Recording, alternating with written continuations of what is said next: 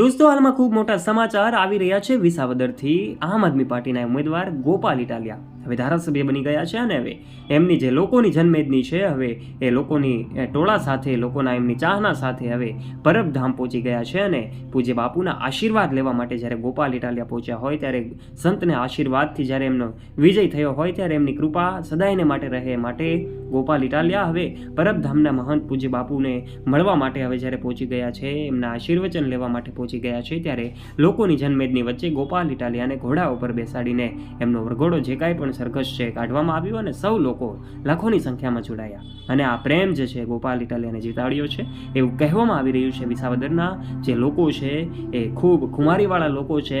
સાવજની ધરતી ગણાતી વિસાવદરની ભૂમિમાં સાવજોએ નક્કી કરી લીધું કે હવે સાવજ આવા આપણે ભૂમિમાં સાવજ જ આપણે લાવવો છે, અને એટલા માટે જ ગોપાલ ઇટાલિયાને મત આપીને એમણે વિજયી બનાવ્યા છે. અને દોસ્તો, જ્યારે એમનો વિજય થાય છે ત્યારે એમની ઘોડા ઉપર જે છે એમને સવારી કરાવવામાં આવે છે અને સમગ્ર વિસાવદરમાં ફેરવામાં આવે છે. ત્યારે ગોપાલ ઇટાલિયાનો જય જયકાર થઈ રહ્યો છે. ચારે તરફ જ્યાં જુઓ ત્યાં, સોશિયલ મીડિયામાં જુઓ તો ત્યાં, તો કેટલીક વિસાવદરની ન્યૂઝ ચેનલોમાં જુઓ તો ત્યાં જય ગોપાલના નારાઓ લાગી રહ્યા છે.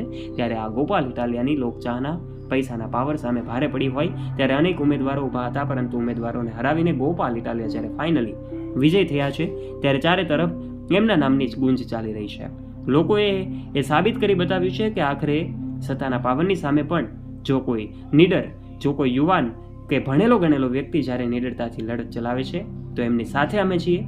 આ વિસાવદરની જનતાએ હંમેશા ઇતિહાસ બદલવાનું જ નક્કી કર્યું હોય, અને ત્યારે ફરીવાર એક નવો ઇતિહાસ રચવા જઈ રહેલા આ વિસાવદરની જનતાએ ગોપાલ ઇટાલિયાને નવો ચહેરો બનાવ્યો છે. અને હવે વિધાનસભામાં ગોપાલ ઇટાલિયા પોતાનો અવાજ ગુંજતો કરશે. ત્યારે એમનો વિજય થયો છે ત્યારે લોકો એમને શુભેચ્છાઓ આપતા થાકી રહ્યા નથી, કારણ કે કેટલાય દિવસોથી જ્યારે વિસાવદરની ચૂંટણીના માહોલ હતો, કેટલાય લોકો એમને મત આપ્યું છે. વિસાવદરની જનતાએ ખૂબ મત આપ્યા છે, અને એટલા માટે જ ગોપાલ ઇટાલિયા વિજય બન્યા છે.